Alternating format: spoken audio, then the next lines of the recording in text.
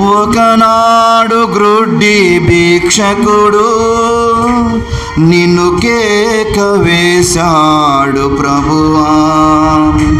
ఒకనాడు గ్రుడ్డి భిక్షకుడు నిన్ను కేక వేశాడు ప్రభువా. నీవైతే ఆగావు దేవా, కనుచూపునిచ్చావు ప్రభువా.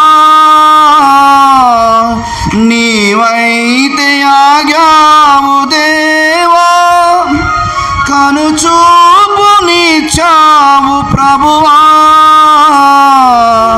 కనుచూపునిచ్చావు ప్రభువా.